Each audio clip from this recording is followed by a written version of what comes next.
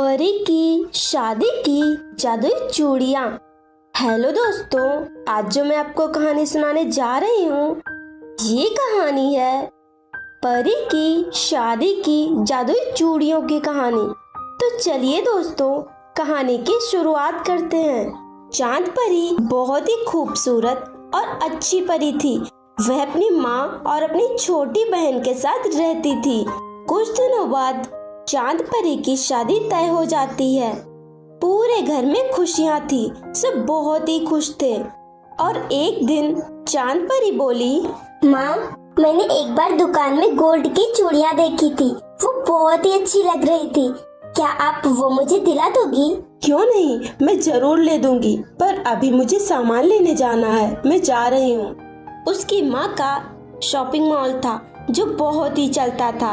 एक दिन अचानक एक हादसा हो जाता है और उस मॉल में आग लग जाती है। सब जल जाता है, पूरा शॉपिंग मॉल जल जाता है और चांद परी का पूरा परिवार सड़क पर आ जाता है।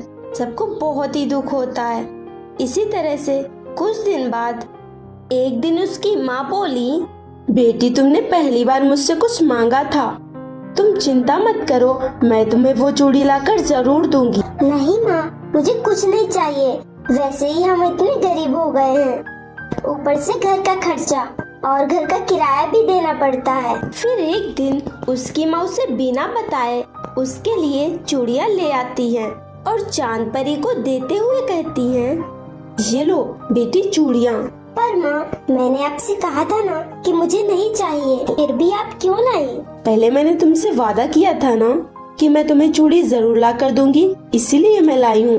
चांद परी बहुत ही खुश हो जाती है और उन चूड़ियों को अच्छे से रख देती है। मैंने बाद में पहन कर देखती हूँ, अभी काम पर जाती हूँ।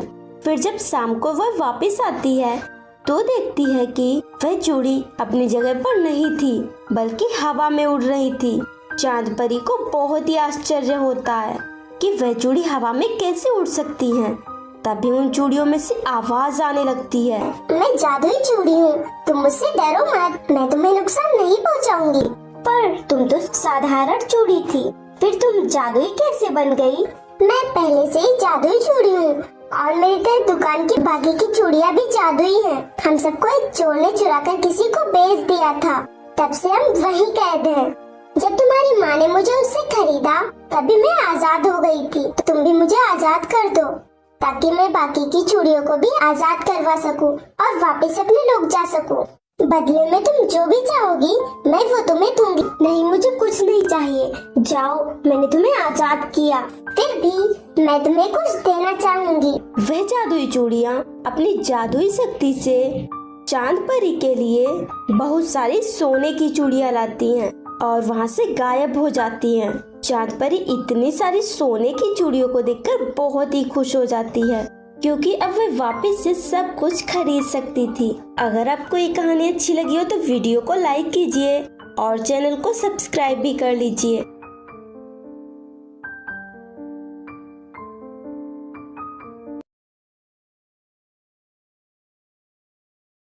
परी की जादुई ड्रेस।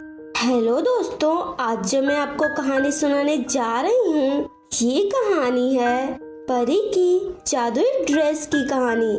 तो चलिए दोस्तों, कहानी की शुरुआत करते हैं। किसी परीलोक में एक खुशी नाम की परी रहती थी। खुशी परी रानी परी की बेटी थी और रानी परी उससे बहुत प्यार करती थी।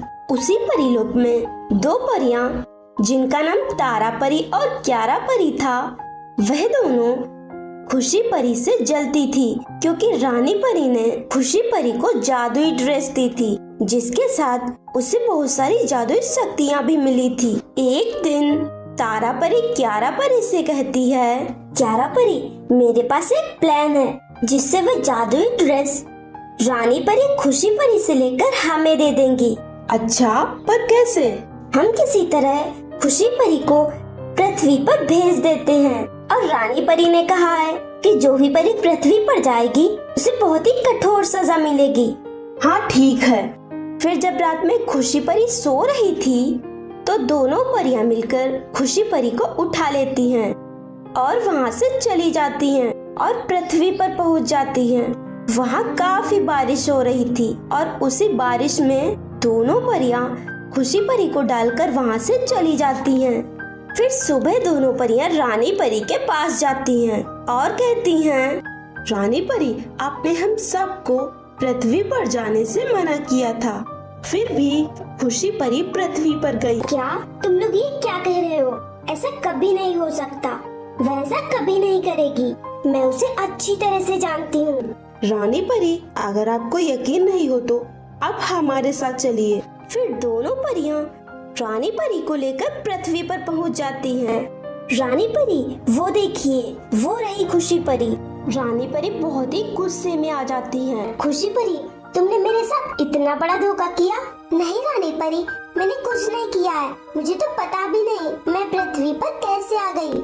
झूठ बोल रही हो, और वो भी इतना बड़ा। मैं तुमसे ये जादुई ड्रेस लेती हूँ और तुम्हारी सजा ये है कि तुम हमेशा इंसानों के रूप में पृथ्वी पर रहोगी। पर माँ, मैंने जो कह दिया वो कह दिया। रानी परी खुशी परी की एक भी नहीं सुनती और उससे वह जादुई ड्रेस ले लेती हैं और क्यारा परी को दे देती हैं और वहाँ से चली जाती हैं। खुशी परी बहुत ही दुखी हो जाती है और उसी जंगल में एक झोपड़ी में रहने लगती है। काफी समय बीत जाने के बाद एक दिन खुशी परी जंगल में फल ढूंढ रही थी।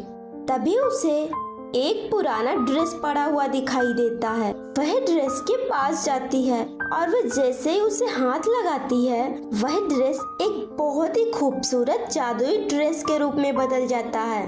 तुम्हारे साथ जो भी हुआ है उस सब की जिम्मेदार तारा परी और क्यारा परी है। मैं एक जादुई ड्रेस हूँ और मुझे सब पता चल गया है। तुम वापस परीलोक में जाओ, पर मेरे पास जादुई शक्तियाँ नहीं है। तुम चिंता मत करो, मैं तुम्हें कुछ जादुई शक्तियाँ देता हूँ। फिर वह जादुई ड्रेस खुशी परी को कुछ जादुई शक्तियाँ देता है। खुशी परी वहाँ से गायब हो जाती है और परीलोक में पहुँच जाती है और सारी बात रानी परी को बताती है। रानी परी दोनों परियों को बहुत ही कठोर सजा देती हैं और खुशी परी से माफी मांगती हैं। अगर आपको ये कहानी अच्छी लगी हो तो हमारे वीडियो को लाइक करें और हमारे चैनल को सब्सक्राइब भी कर लें।